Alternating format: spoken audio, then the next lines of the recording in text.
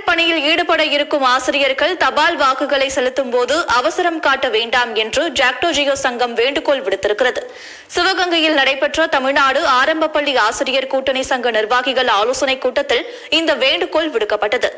வாக்குகளை தபால் மூலம் அளிக்க மே 2ஆம் தேதி காலை வரை கால அவகாசம் இருப்பதால் தேர்தல் பணி செய்ய உள்ள ஆசிரியர்கள் அவசரம் காட்டாமல் தங்கள் தபால் வாக்குகளை செலுத்த வேண்டும் என்று தமிழ்நாடு ஆரம்ப பள்ளி ஆசிரியர் கூட்டமைப்பினர் வலியுறுத்தியுள்ளனர். இந்த உறுதிமொழி படிவத்திலையும் தேர்தல் அந்த வாக்குச்சீட்டு வைக்கக்கூடிய குறியீட்டு உரையிலையும் வாக்குச்சீட்டினுடைய தொடர் என்ன குறிப்பிட வேண்டும்னு தேர்தல் ஆணையம் சொல்லுது. அந்த இடத்துல ஆசிரியர்கள் பெரும்பான்மையான பேர் தன்னுடைய வாக்காளர் பட்டியலில் இருக்கக்கூடிய வரிசை எண்ணை குறிப்பிடுவதால் அந்த வாக்கு செல்லாத வாக்காக போய்விடக்கூடிய சூழல் இருக்கு.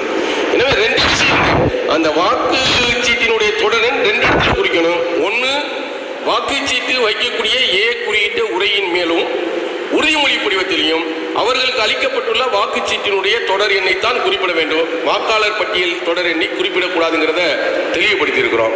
கடந்த 26ஆம் தேதி நடந்த தேர்தல் பயிற்சி வகுப்பின் போது தபால் வாக்குகளை அவசரமாக செலுத்த முயன்றதால் பல்வேறு குளறுபடிகள் ஏற்பட்டதாக ஆசிரியர்கள் சுட்டிக்காட்டியுள்ளனர்.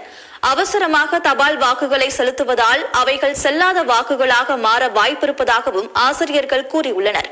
தேர்தல் பணியாற்ற உள்ள ஆசிரியர்கள் தங்களுக்கு வழங்கப்பட்டுள்ள அஞ்சல் வாக்கு சீட்டு படிவத்தை கவனமாக பூர்த்தி செய்துள்ளோமா என்று உறுதி செய்து கொள்ளுமாறும் ஜாக்டோஜியோ சங்கத்தினர் வலியுறுத்தியுள்ளனர். கணவருக்கு கொரோனா தொற்று ஏற்பட்டுள்ளதால் கன்னியாகுமரியில்